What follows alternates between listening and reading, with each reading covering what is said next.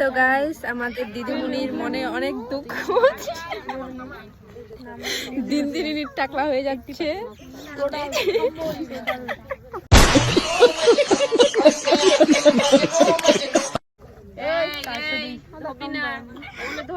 এনার মাথার মধ্যে চুল হারিয়ে যাচ্ছে, খুঁজে পাওয়া যাচ্ছে না, কিন্তু ইনি আমাদের দিদিমণি।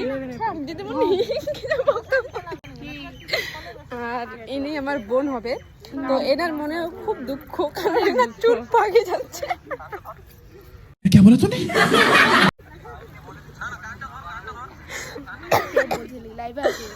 তো গাইস কিন্তু ভালো মেয়েটা, আমাকে এইভাবে এক্সপোজ করা হচ্ছে, আমি সহ্য করতে পারছি অনেক না। ভালো মেয়ে। আজকে ব্লগ করতে তারপরে এখানে ঘন্টা হয়ে গেছে। আর আমাদের চুল উঠেই পালাচ্ছে ব্লক করতে করতে।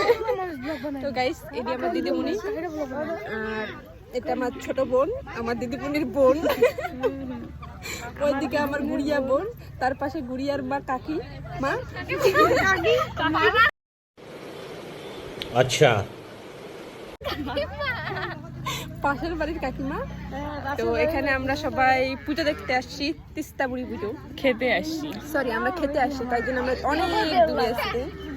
তো এখন পুজো দিচ্ছে, তো পুজো দেওয়ার পর আমরা খাওয়া দাওয়া করবো।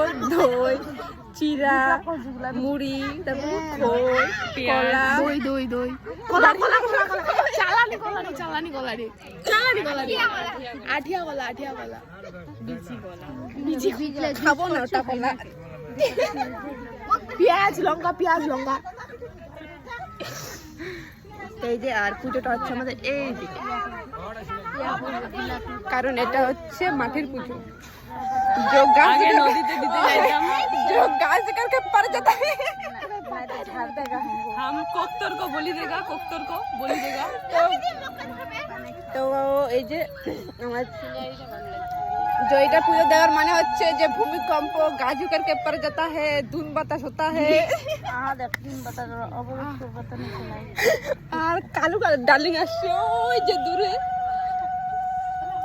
কালু বললো রে, কালু তুমি কালু নাকি ধরে হাই করতে সবাই মিলে মোর মুখ আর কি ফসা লাগি প্রসাদ খাওয়ার জন্য। তো চলো।